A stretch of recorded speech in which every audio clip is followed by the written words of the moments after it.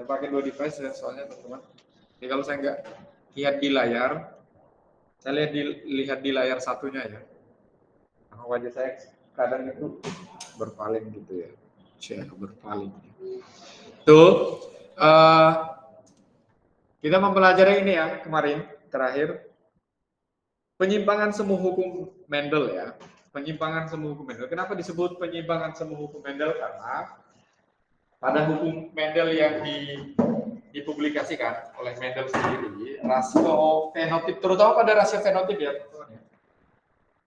Rasio fenotipnya itu kan pada persilangan monohibrid 3:1, lalu pada persilangan dihibrid itu 9:3:3:1 untuk rasio fenotip ya pada persilangan dihibrid dan juga monohibrid. Penyimpangan semu hukum Mendel itu terjadi penyimpangannya pada apa ya? Ketika kita menerjemahkan rasio fenotipnya, ya 3:1 ini kemarin variasinya, lalu dia menjadi 1:2:1, kebanyakan seperti itu. Kalau pada peristiwa dihibrid itu malah lebih banyak ya penyimpangan semuanya, bisa ada 15:1, ada 9:7, ada 12 untuk menjadi 16 ya, 12:3:1, ada berapa lagi ya? 9:3:4 ya.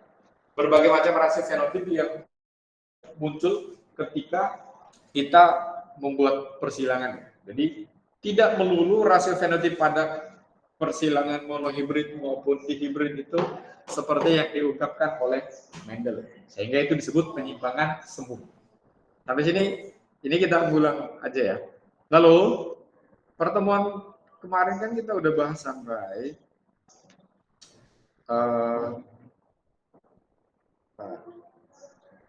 kita sudah bahas sampai gen letal ya, benar ya? Benar? Atau belum? Lupa semua kamu. Golongan darah. Oh, baru sampai golongan darah ya? Gen letal itu belum ya? Oke, nanti kita akan bahas lagi. Kayaknya golongan darah itu ada tugas ke kalian. Kalian mencari tahu kalian ini anak dari orang tua kalian apa ya. Sekarang saya mau cek. Ayo, sekarang kalian dan saya ya. Kita mengecek aja ya untuk yang menerapkan ilmu yang sudah kamu dapat ya. Golongan darah itu ditentukan juga oleh yang namanya alel ganda. Kemarin kita udah sampai ke alel ganda. Golongan darah itu untuk menentukan golongan darah dia bisa tipe A, B, golongan darah sistem ABO ya. A, B, dan O. Variasinya kan di situ ya. A, AB, B, dan O ya. Lalu kemarin kan kemungkinan genotip jika golongan kita menggunakan golongan darah sistem ABO itu ya. Sistem ABO itu berarti tulisannya muncul di bawah tulis. Golongan darah A itu bisa ditentukan oleh genotip, bisa dia IA atau IA-IO. Ya, golongan darah B itu bisa IB atau IB-IO. C. Golongan darah AB, tidak ada golongan darah C ya. Golongan darah C, siapa yang mau golongan darah C? Berarti dia IA dan IB. Lalu golongan darah O itu berarti IO. Nah, maka untuk membuktikan apakah kita ini anak kandung dari ayah dan ibu, bisa juga kita cek melalui golongan darah, kemungkinannya. Saya memberi contoh ya, setelah ini giliran kalian ya. Teman-teman yang di rumah bisa dengar ya. Saya memberi contoh. Saya itu golongan darahnya O. Ayah saya A, ibu saya O. Kalau kita membuat persilangan ya, yang di rumah saya tulis ini. Ibu saya bergolongan darah O. O kan berarti hanya ini ya, satu kemungkinan. IO, ayah saya A. A ini bisa dua kemungkinan, bisa ini, bisa ini. Kalau ayah saya dia IAIA. Ini parental. Gametnya di sini kan berarti ini hanya ada I, O, dan ini IA. F1-nya, keturunannya dihasilkan ini harusnya bergolongan darah IAIO berarti 100% golongan darahnya A. Wah, saya bukan anak ibu dan bapak saya kalau bapak saya ini.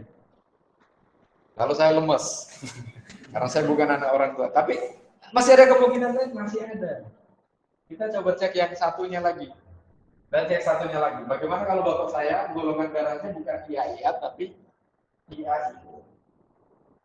Maka mari kita cek. Langsung aja pada gametnya ya. Gamet parentalnya berarti ada IO untuk ibu dan ayah itu berarti ada IA dan IO. Maka tinggal kamu silangkan.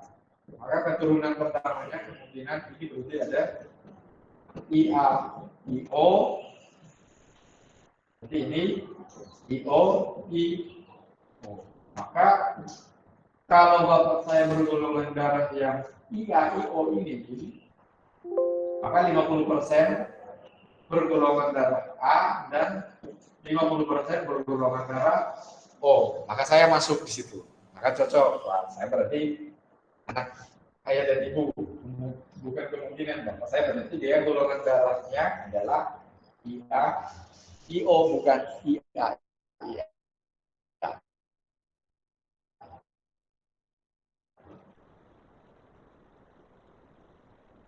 Gitu ya. Karena keluarkan kertas. Kalau silakan kamu cari tahu ya. Kamu golongan darahnya apa?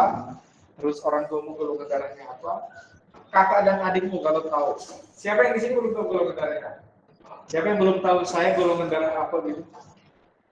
Semuanya udah ya. Yang di rumah udah tahu kamu golongan darah apa? Yosef golongan darahmu apa? AB positif, Pak. Wes, AB positif. Brian? P, Pak. C. B. C. Oke, kalau laser kamu golongan darah? A. Kamu. Oke, sekarang silakan coba cari tahu orang tua kalian golongan darahnya apa dan carilah genotip golongan darah orang tua. Carilah genotip golongan darah orang tua. Saya menemukan ya, genotip golongan darah orang tua saya adalah IAIO untuk ayah dan IO untuk ibu. Saya golongan darahnya O, hanya ada satu kemungkinan. Istri saya golongan darahnya juga O, satu kemungkinan. Anak saya 100% harusnya golongan. Iya.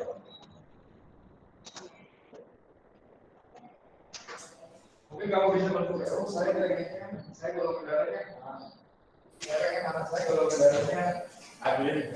Tinggal mencari pasangan yang golongan darah. Ibu bicara untuk anaknya golongan darahnya. Waduh, nggak kelihatan. Bentar. Kalau saya tampilkan di layar, kelihatan nggak sih? Apa? Oh kembali. Oh tulisannya kembali. Ini golongan darah A. Ada dua kemungkinan. IAIA atau IAIO pembawanya untuk menentukan golongan darah A. Golongan darah B, IBIB atau IBIO. Golongan darah AB, IAIB. Golongan darah O berarti IOIO. Kemungkinan gen pembawaan golongan darahnya. Ini ya, seperti itu. Bapak golongan darah A. Kamu golongan darah O. Oh kamu O. Ya berarti kalau hanya salah satu yang heteros itu satunya ada sih nggak bisa karena nanti hanya ada A dan A semuanya A atau juga oke Andre kayak gitu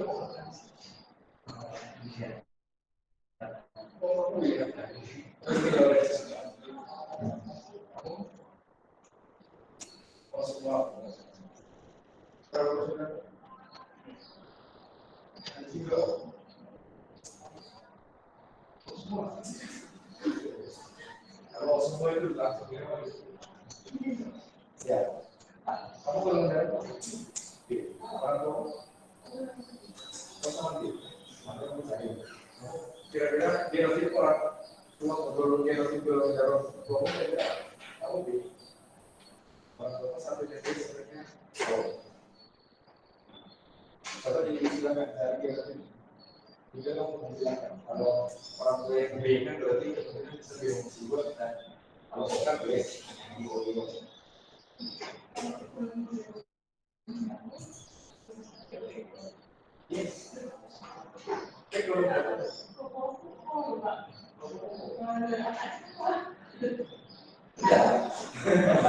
Ya, apalagi orang Jawa bisa siapa yang mau beli berarti kalau kamu mau kan ada B kan ada kemungkinan bisa IBIO bisa IBIO. Kalau kita kayak kemungkinan umum ya. Sampai saya jadi kamu bangun darahnya orang tua ada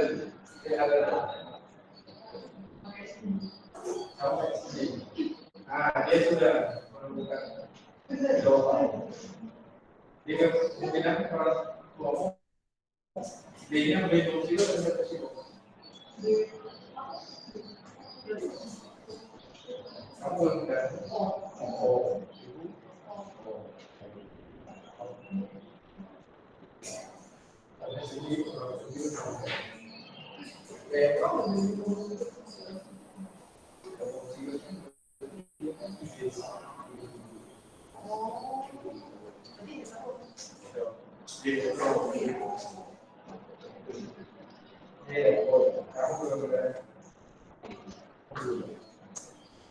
ada kakak baru kayak kamu, jadi bisa B-nya bisa B, kamu juga bisa B. Kamu yang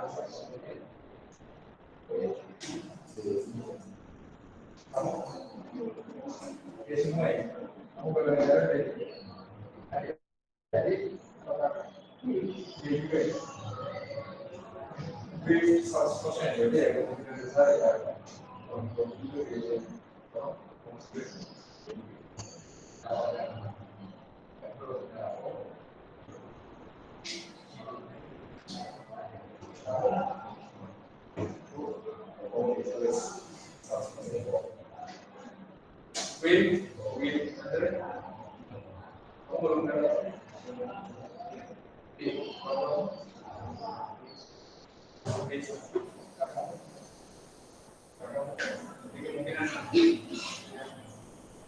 iya.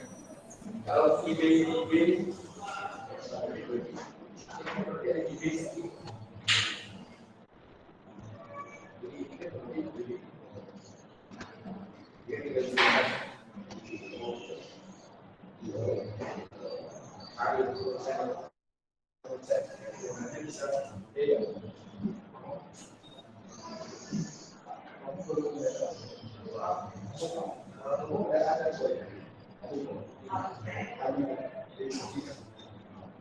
bisa sebenarnya bisa juga gitu.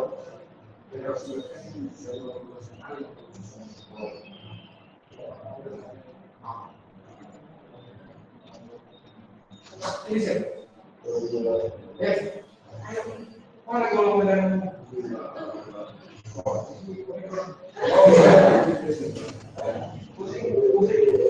pusing apa? Lagi dibawa ke satgas itu. Bawa ke satgas itu di kalau pusing di sini, dulu kayak pusing takut.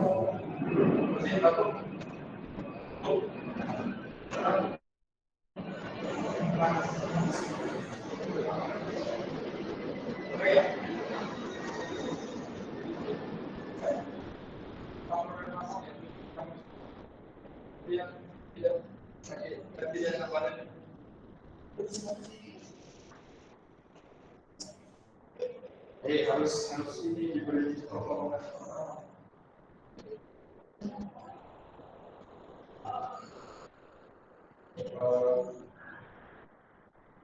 Tadi cek suhu normal ya?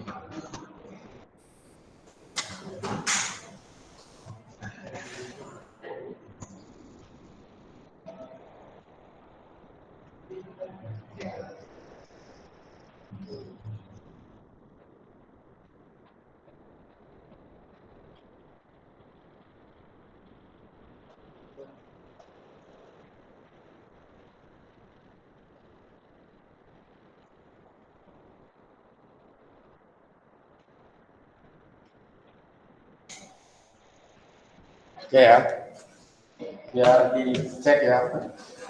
Kalau ada sesuatu kan bisa penanganannya cepat. Baik, yang di rumah. Sekarang kita cek yang di rumah. Yang di rumah gimana? Kita cek 1-2 orang ya. Shannon, kamu golongan darahmu apa, Shannon? Aku O, Pak. Kamu O ya. Kedua orang tuamu? Oh, keluargaku O semua. Wah, O semua berarti dua-duanya O ya, 100% O pasti aneh-aneh ya. Oke. Sia-sia. Kamu golongan darahmu apa? Aku, Pak. Oh. Kamu O. Oke. Orang tuamu? A sama O, Pak. Berapa? A sama O. A sama O.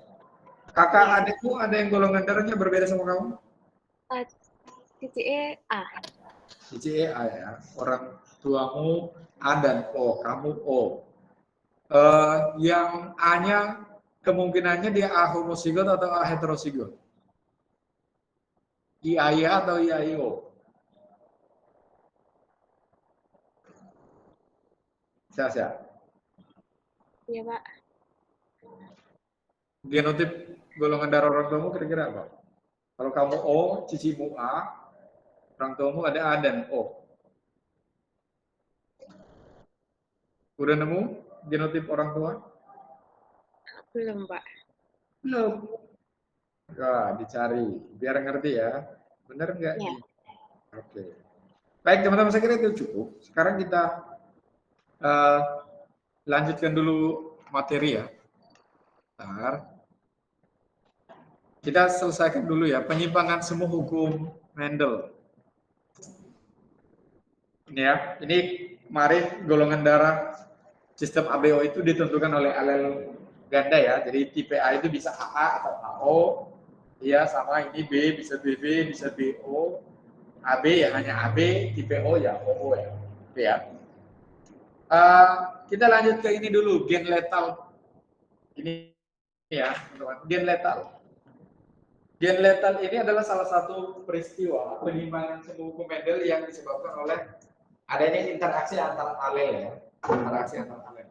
Yang paling terakhir adanya yang namanya gen letal. Gen letal kenapa disebut letal? Karena ketika gen ini muncul maka akan menyebabkan letal atau kematian. Menyebabkan letal atau kematian ya. Gen letal itu ada dua. Ada gen letal yang resesif dan ada gen letal yang dominan. Gen letal resesif ini berarti yang menyebabkan kematian atau letal itu ditentukan oleh gen yang resesif. Misalnya di sini pada tumbuhan itu gen yang menentukan atau membentuk klorofil itu ditentukan oleh gen K.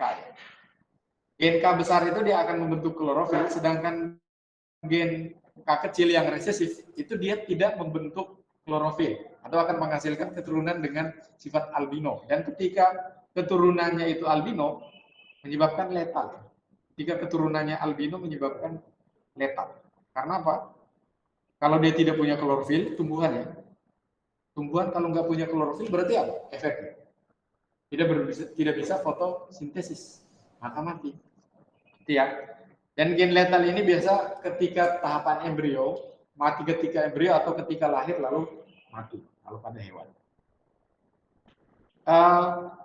Ya, persilangannya seperti ini. Kalau kita biasanya ketika gen resesif ini bertemu membentuk fenotip tertentu, maka akan menyebabkan letal ya. Akan menyebabkan letal. Misalnya ini, kita menghilangkan ya ini teman-teman yang di rumah maupun yang di sini, saya pinkan papan tulisnya ya. Tapi terbalik ya hurufnya ya. Yang nggak apa-apa ya. Balik-balik. Saya nggak tahu settingannya bagaimana. Ya ini ya, tanaman hijau heterosigot, kita silangkan dengan tanaman hijau ya, hijau heterosigot. Berarti dia punya gen K besar dan gen K kecil ya. Ya, ini tumbuhan hijau. Ini parentalnya. Terus di sini pasangan gametnya ya ada K besar, ada K kecil. Ini juga ada K besar, ada K kecil. Keturunannya K besar. Ini ada K besar, K kecil. Ini K besar, K kecil. Ini K kecil. Ini tumbuhan hijau. Ini juga masih tumbuhan hijau. Ini juga masih tumbuhan hijau. Ini tumbuhan albino. Maka tumbuhan albino ini dari hasil persilangan dua tumbuhan hijau yang memiliki genotip heterosigot ini 1:2:1 ya. Heterosigot ada 2, terus tumbuhan hijau heterosigot 2, tumbuhan hijau homosigot ada 1, dan albino ada 1. Maka kalau mau dilihat dari fenotipnya, hijau 3, letal 1 ya. Berarti 75% tumbuhan hijau dan 25% letal. Maka ini akan mengalami kematian. Karena apa? Gen letal resesif. Ketika gen-gen yang resesif ini bertemu, akan menyebabkan kematian. Gitu ya. Jadi prinsipnya ini, ketika ada soal seperti ini gen letal, kamu melihat keterangannya ini, ya, melihat keterangan. Karena bisa saja pemisalan gametnya hurufnya berbeda, nggak harus selalu K, gitu ya. Bisa menggunakan huruf yang lain. Maka yang kamu lihat adalah ini. Lalu dia gen letalnya resesif atau dominan. Kalau gen letal resesif berarti letalnya itu ditentukan oleh gen yang resesif. Berarti simbolnya dengan huruf kecil. Ketika ada satu individu genotipnya resesif semuanya, maka akan mati atau letal. Itu ya. Sekarang kita lihat ini. Kedua itu gen letal dominan. Kebalikannya dengan yang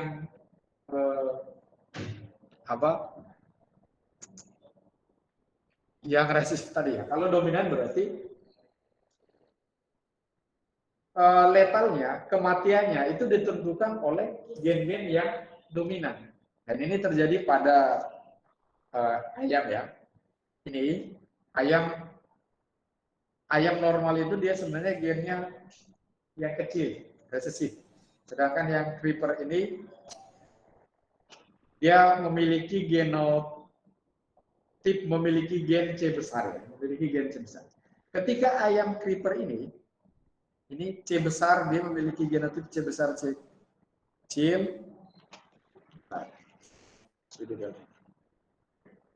Halo Mas. Ya, Safaris 2.1. Siap. Jov, Mas Kun dan Mas Widi lagi ke sini ya. Akan mengecek kalau kamu butuh istirahat maka sebaiknya kamu istirahat ya. Di pintu paling belakang, silakan. Langsung dieksekusi boleh. Eksekusi ditangani, weki pikiranmu ditangani.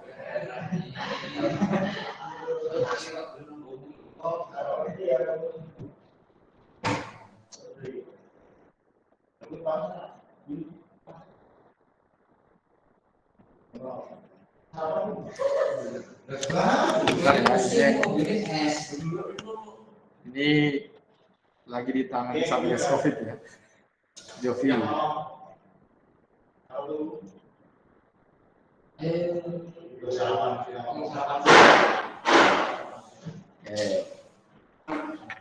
Ya, Jovi istirahat dulu ya, biar sehat. Besok yang lain mau gitu. Satu kelas kayak gini semua, ruang UKS penuh. Oh langsung sehat, suaramu langsung berubah senang gitu. Job. Oke mas. Oke, kita balik ke sini ya teman-teman. Jadi ayam creeper ini dia bisa C besar, bisa C besar, C kecil ya. Dan C besar, C kecil. Ayam creeper ini C besar, C kecil ya. Persilangannya seperti ini. Ketika sesama ayam creeper disilangkan ya, C besar, C kecil disilangkan dengan ayam creeper C besar, C kecil ya. Maka di sini sama ya. Kalau kita lihat kalau dia heterozigot seperti ini, maka ada semua pada keturunan pertamanya akan ada yang homozigot dominan, ada yang heterozigot dan ada yang homozigot resesif. Ini kan garisnya C besar, C kecil, C besar, C kecil. Ini turunnya berarti C besar, C besar, C besar, C kecil, C besar, C kecil, ini C kecil, C kecil. Ini akan mengalami letal. Dua ini ayam creeper, dan ini ayam normal. Jadi gen letal dominan itu ditentukan oleh gen-gen yang dominan, yang akan ya mewarisi atau membawa kematian pada ayam yang dihasilkan. Biasanya telurnya itu nggak akan menetas menjadi individu. Ya, jadi ataupun kalau menetas anak ayamnya udah ketika netas telurnya mati. Kalau nggak telurnya itu nggak akan menetas menghasilkan anak ayam. Gitu ya. Itu peristiwa gen letal yang terjadi pada ayam. Dia ternyata gen letalnya ditentukan oleh gen letal yang dominan, ya, gen letal dominan. Jadi sekali lagi teman-teman, seperti ini kalian silakan lihat pola ya, lihat pola untuk bisa melakukan persilangan jika ditanya. Jarang sih sebenarnya pertanyaan kalau gen letal itu jarang. Yang berikut teman-teman, ini adalah penyimpangan semu hukum Mendel akibat interaksi genetik ya. Kalau tadi gen letal interaksi antar alel, ini interaksi antar genetik. Yang pertama atavisme. Interaksi genetik yang menyebabkan penyimpangan semu itu sering muncul di soal ujian. Ini ya. Yang pertama atavisme. Atavisme ini mau menerangkan ini. Atavisme itu menerangkan bahwa satu karakter itu dia bisa dipengaruhi oleh lebih dari satu gen. Jadi satu gen, bukan satu gen, lebih dari satu gen itu dia hanya menentukan satu karakter. Contohnya ini pada pial ayam ya. Ini karena kasus yang pertama kali diteliti oleh ini Bettensen dan juga ini banyak Punet atau Panet. Yang ahli bahasa Inggris ini, kira ini namanya punet. Punet, bacanya punet atau panet? Nggak ya. Yang nggak kelihatan kamu bisa masuk ikut meet biar apa PPT-nya kelihatan. Misalnya ini, tial ayam. Ini ditemukan oleh dua orang ini ya. Tial ayam ini ternyata ditentukan oleh lebih dari satu gen. Nah, lebih dari satu gen. Jadi interaksi antara beberapa gen lalu dia hanya memunculkan satu karakter. Persilangannya seperti ini.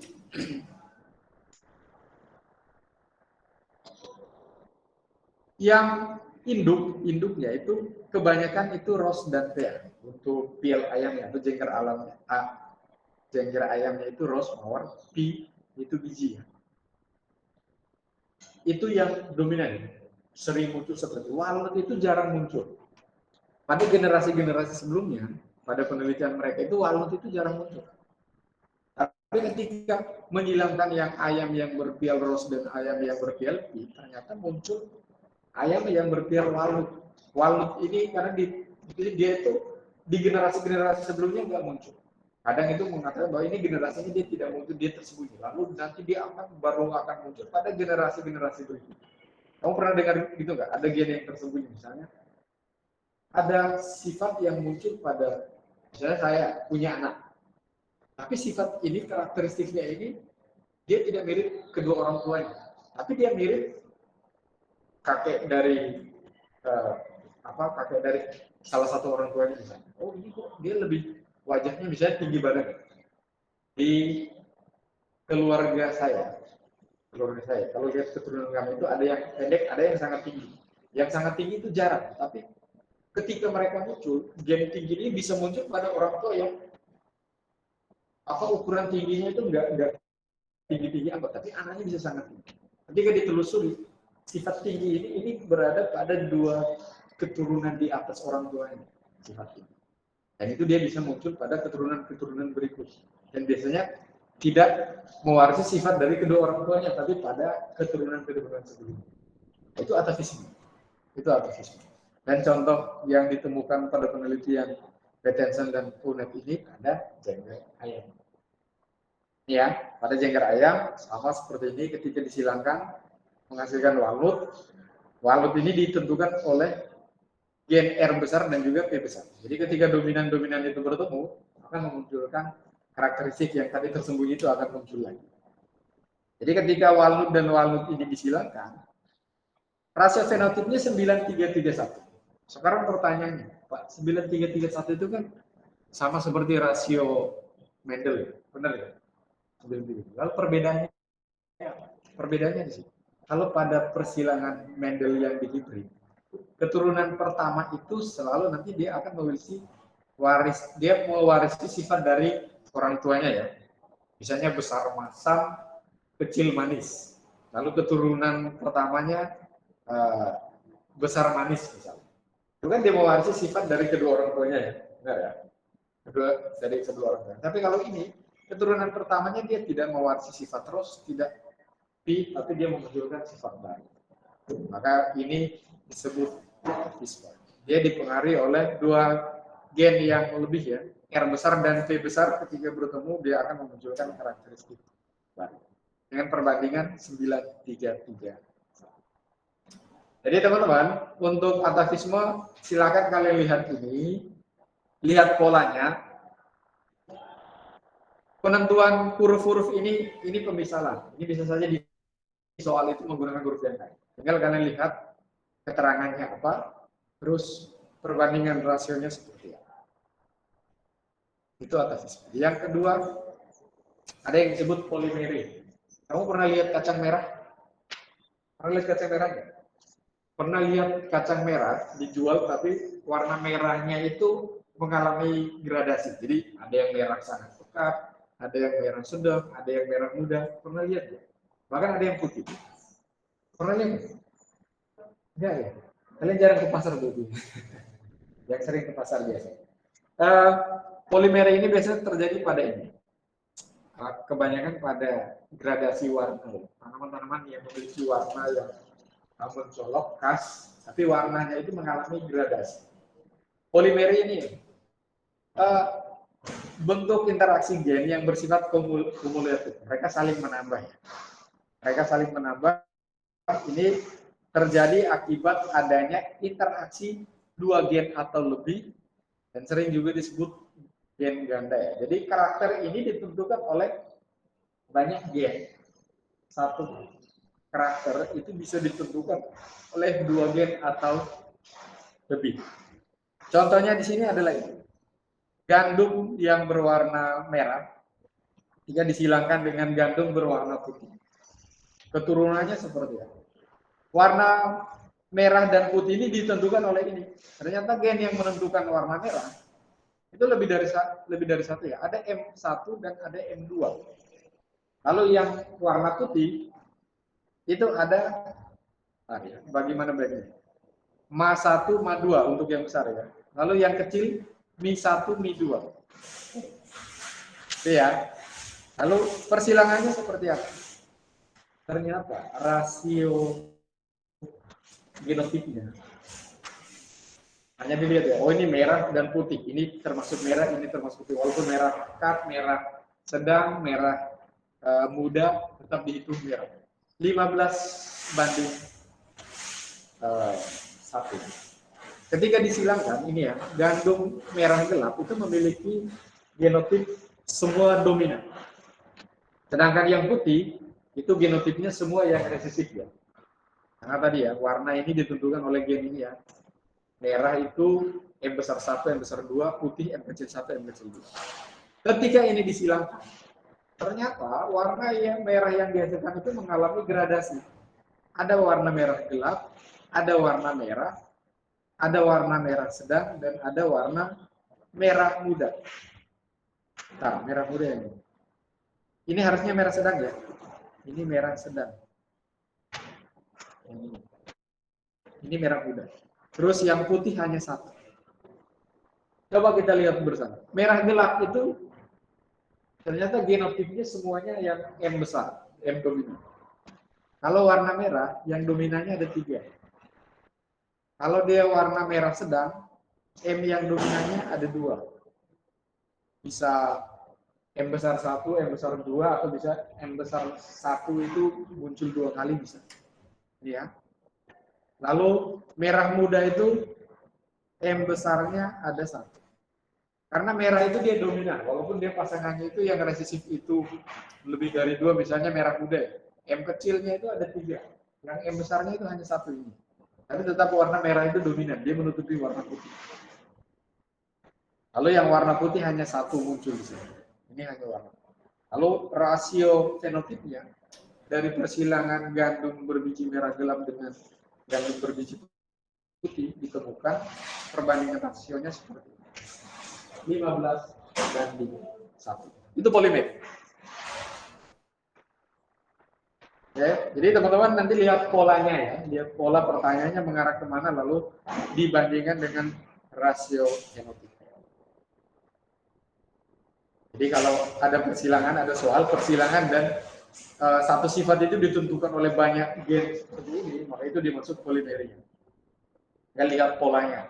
Hurufnya bisa saja menggunakan huruf A atau huruf B dan atau huruf yang lain. Yang berikut kriptomeri. Kriptomeri kemarin sudah ya? Masih ingat atau perlu diulang? Kriptomeri ini sifat tersembunyi. Sifat tersembunyi ini muncul ketika gen-gen yang dominan itu bertemu ya. Ketika gen-gen yang dominan itu bertemu. Ini dipengaruhi oleh ini. Ternyata ada gen, ini terjadi pada bunga Linaria marokana. Ternyata ada gen yang mengekspresikan pigmen dan ada gen yang tidak mengekspresikan pigmen. Gen yang mengekspresikan pigmen akan memunculkan karakter yang berbeda ketika dia berada pada sitoplasmanya bersifat asam atau basa. Jadi pH itu akan menentukan karakter apa yang akan dimunculkan. Ketika gen yang mengekspresikan pigmen berada pada lingkungan basa, dia akan menghasilkan warna ungu. Gen yang menghasilkan pigmen, dia berada pada lingkungan yang asam akan menghasilkan warna merah. Sebaliknya, jika ada gen yang tidak mengekspresikan pigmen, dia tidak terpengaruh ya, mau pH-nya asam atau basa tetap warna putih yang akan ditampilkan. Ini persilangannya lalu seperti ini ya. Ini ya. Bunga merah disilangkan dengan putih. Ini ya. Jadi kalau sudah ada huruf A kecil di depan, ya, A kecil depan. Di belakangnya mau B besar atau mau B kecil atau ini dia tetap akan menghasilkan warna putih. Karena apa? A ini dia tidak mengekspresikan itu. Kalau di depannya ada huruf A besar, tinggal kamu lihat dia berpasangan dengan huruf B besar atau B kecil. Kalau dia berpasangan dengan huruf B besar, berarti tinggal lihat sitoplasma B besar tadi basah ya. Basah berarti dia menghasilkan warna ungu. Kalau asam berarti menghasilkan warna merah. Itu ketentuannya. Maka untuk menerjemahkan fenotipnya kamu menggunakan ketentuan yang diberikan ini. Ini. Kalau ketika sesama bunga ungu F1 ini disilangkan, diperoleh rasio fenotip seperti ini. Ungu 9, merah 3, putih 4. 9 banding 3 banding 4. Ini kemarin sudah ya. Pada ujian praktikum kemarin ini udah disiapin. Kita hanya dulu. Sekarang epistasi dan hipostasi. Teman-teman, epistasis dan hipostasi ini seperti ini. Dia gen, jadi terdapat gen-gen yang saling mempengaruhi. Cara pengaruhnya seperti apa? Epistasis dan hipostasi. Epistasi itu dia gen yang menghalangi gen lain untuk menghasilkan sifat tertentu ya. Jadi gen yang sifatnya menghalangi gen lain disebut epistasis. Sedangkan gen yang dihalangi disebut hipostasi. Analoginya gini. Di kelas kalian kan ada 2 orang yang namanya Andre. Benar nggak? Oke. Ini contoh ya. Nggak usah dipikir ya. Misalnya dua Andre ini sahabat karib. Kemana-mana bersama. Tapi orang lebih mengenal Andre Willy dibandingkan Laurentius Andre misalnya. Walaupun setiap hari mereka bersama. Kemana-mana orang tahu itu dua-duanya Andre. Tapi orang lebih mengenal Andre Willy dibanding Laurentius. Maka kita bisa bilang ini walaupun mereka kemana-mana bersama, tapi Andre Willy dia epistasi terhadap Laurentius Andre. Laurentius Andre dia hipostasi, dia dihalangi oleh Andre Willy. Bisa paham ya? Jadi dua gen menentukan karakter, tapi kalau ada gen yang epistasis, dia akan menghalangi yang hipostasis tadi.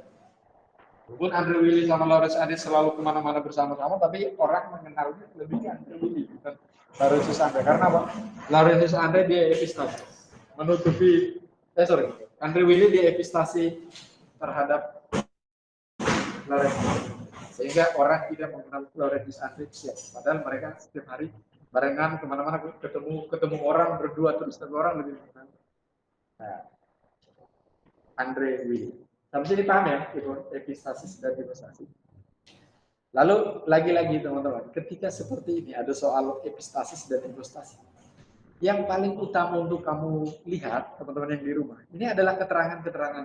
Karena keterangan-keterangan ini yang akan kamu gunakan untuk menerjemahkan fenotip hasil persilangan. Sama kayak kriptomeri, sama kayak atopisme, ya, sama kayak polimeri, keterangan-keterangan. Mari kita lihat. Dan biasa di soal selalu akan diberikan keterangan. Pada tumbuhan labu, buah labu yang berwarna kulitnya yang berwarna kuning, hijau atau putih, ternyata dia ditentukan oleh gen. Ada 2 gen. Gen K besar itu dia akan menghasilkan warna kuning. Lalu K kecil ini akan menghasilkan warna hijau. Lalu warna kuning ini dan hijau ini akan muncul ketika ada pemicunya. Ya, ada pemicunya. Dia pasangannya P besar ini dia menghambat. Dia menghambat. Sedangkan yang P kecil ini dia pemicu atau mengaktifkan. Maka pertanyaannya, jika kita menemukan ada lampu berwarna kuning dan lampu berwarna hijau, pasti sudah ada gen K besar dan K kecil. Maka pasangannya dia akan pasangan dengan yang besar atau yang kecil. Sehingga kita bisa menemukan ini warnanya kuning dan hijau. Berarti pasangan gametnya apa? P besar atau P kecil? P kecil, karena P kecil ini dia yang memicu. Dia yang memicu untuk bisa terjadi atau memunculkan kedua warna ini. Ya, jadi dia menjadi pemicu. Tapi kalau di depannya ada P besar, dia pasangannya mau K besar maupun K kecil, tetap dia akan menghambat. Nah, ketika menghambat ini akan menghasilkan warna putih. Jadi warna kuning dan warna hijau itu nggak akan dimunculkan, tapi akan menghasilkan warna putih. Itu keterangannya, konsepnya, ya. Karena dia epistasis, dia menutup, menghalangi gen yang lain. Lalu tinggal kalian lihat sifat apa yang ditampilkan jika dia epistasis. Coba teman-teman perhatikan. Ini labu putih, P besar, P besar, K besar, K besar disilangkan dengan labu hijau. P kecil dan K kecil ya. P kecil yang memicu, K kecil kan menghasilkan warna hijau. Keturunannya ternyata labu putih. Karena apa? Ada P besar di sini ya. Ya, kalau ada P besar ya udah, dia akan labunya warnanya putih. Setelah disilangkan ternyata didapat seperti ini. Labu yang memiliki genotip P besar bintang dan K besar bintang itu ada 9. Yang di rumah kelihatan nggak? Ya, terus ini bisa P besar bintang, K kecil, ini ada 3. Terus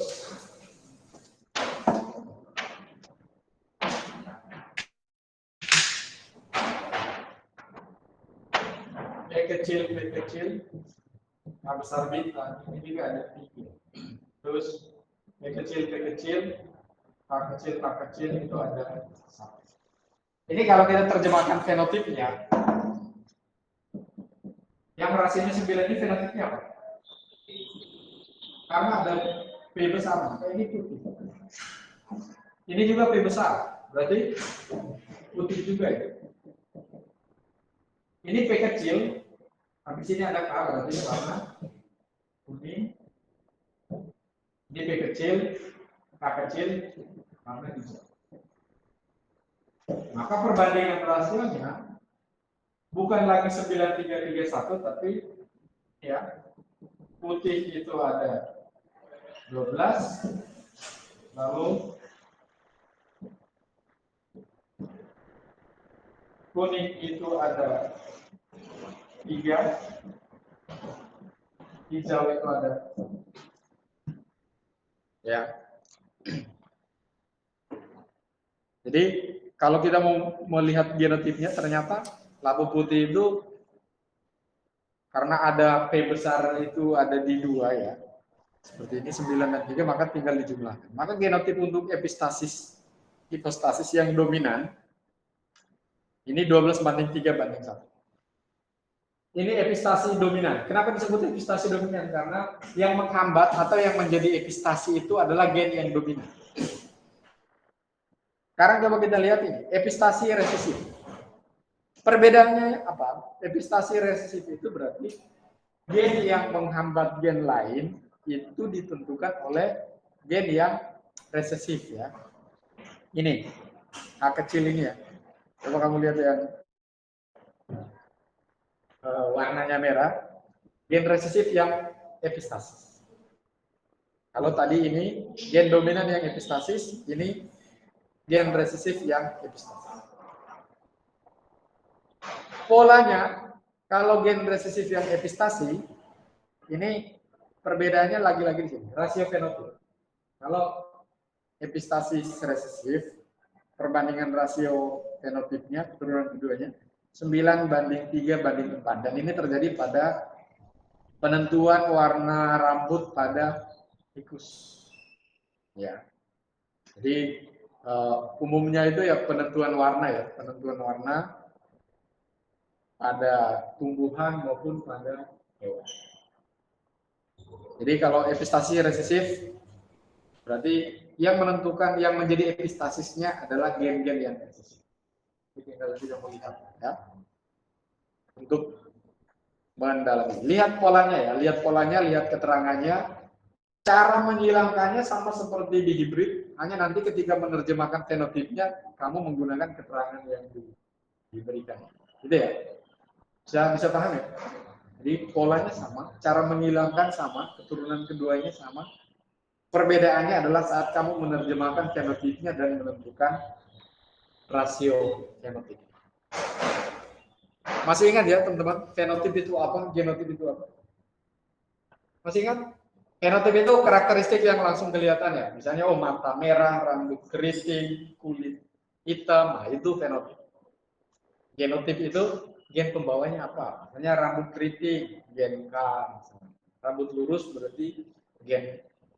Kalau keriting itu dominan, K besar. Kalau rambut lurus itu berarti gennya K kecil misalnya.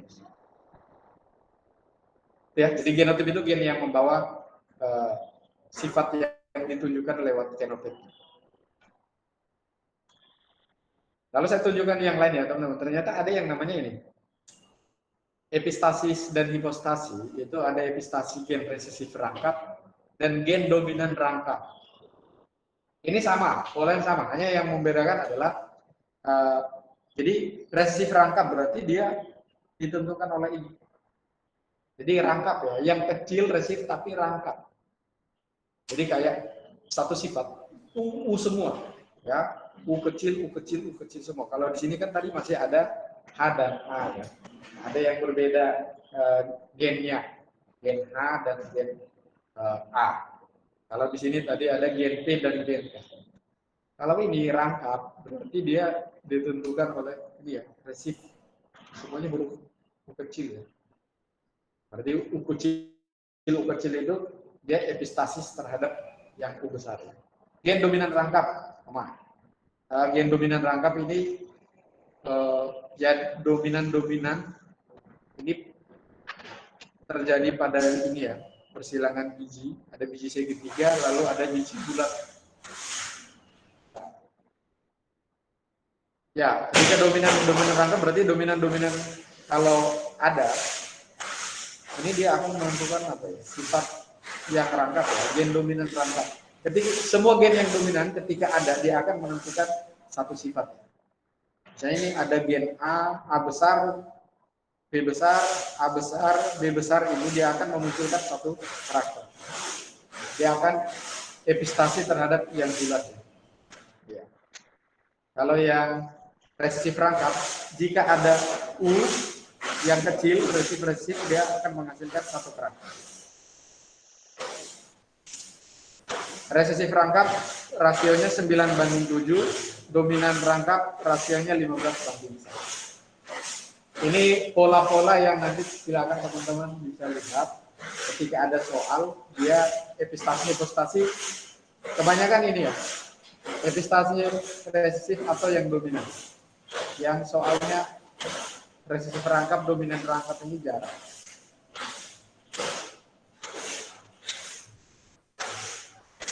Kayaknya ini yang terakhir. Yang terakhir, komplementer. Kalau epistasi, hipostasi tadi dia saling menutupi. Kalau komplementer, mereka itu interaksi antar gen yang saling melengkapi. Kalau satunya tidak ada, karakteristik yang dimaksud itu tidak akan muncul. Komplementer itu keduanya saling melengkapi. Jika satu gen tidak muncul, maka sifat yang dimaksud itu tidak sempurna. Misalnya ini pada bunga Lathyrus odoratus ya. Dia memiliki bunga yang berwarna ungu dan bunga berwarna putih. Bunga warna ungu dan bunga warna putih ini ditentukan oleh gen P dan juga gen I ya. P besar ini dia mengekspresikan pigmen, P kecil ini tidak ada pigmen. I besar ini dia mengaktifkan. I kecil ini dia tidak mengaktifkan. Sekarang coba teman-teman perhatikan. Persilangannya seperti ini. Ini bunga putih disilangkan dengan bunga putih. Tapi genotipnya berbeda. Ini ada C besar, ini P besar. C besar tadi dia mengaktifkan, dia menghasilkan pigmen ya. Tapi dia berpasangan dengan P kecil yang tidak memicu. Satunya menghasilkan tapi tidak ada pemicunya untuk muncul, maka tetap hasilnya putih. Bunganya yang ditampilkan fenotipnya bunga putih. C kecil dan P besar. C kecil ini kan tidak menghasilkan pigmen. Dia tidak menghasilkan pigmen, walaupun ada enzim pengaktif pigmen, tapi dia berpasangan dengan gen yang tidak menghasilkan pigmen, tetap akan berwarna putih. Lalu komplementernya di mana? Ini di keturunan pertama. Ketika disilangkan bunga putih dan bunga putih, itu dengan genotip C besar, P kecil, C kecil, P besar, menghasilkan keturunan bunga ungu. C besar, C kecil, P besar, P kecil. Ini yang disebut komplementer. Artinya apa? Ketika dua gen ini muncul, interaksi antara dua gen yang saling melengkapi. Jadi warna ungu ini akan muncul ketika dua gen yang dominan ini bertemu. Kalau hanya satu pada tanaman bunga yang menentukan warna, hanya ada satu gen yang dominan, hanya terdapat satu gen dominan, maka sifat ungu nggak akan muncul, semuanya putih. Coba dilihat ya polanya, coba lihat polanya, paham ya? Maksudnya bisa paham ya komplement. Jadi kalau hanya satu gen yang dominan, bunga ungunya itu akan hilang. Bunga ungu akan muncul ketika dominan-dominan bertemu. Karena mereka itu saling melengkapi, mereka itu komplementer. Nah, ketika disilangkan, ternyata keturunan keduanya memiliki rasio fenotip 9:7. Persilangan ini sebenarnya tidak terlalu rumit ya. Rumitnya itu ketika karena banyak huruf yang digunakan untuk menjadi pemisalan. Terus kadang menyilangkan itu kita tidak cermat lalu bisa tergelincir ya. C besar harusnya C besar kita bacanya C kecil ya.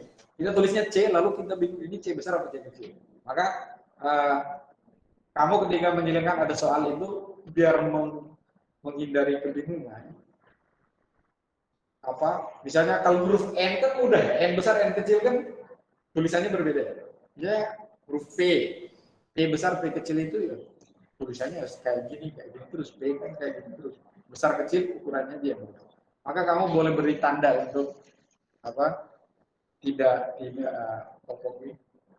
tidak keliru ya, karena biasanya kebanyakan besar.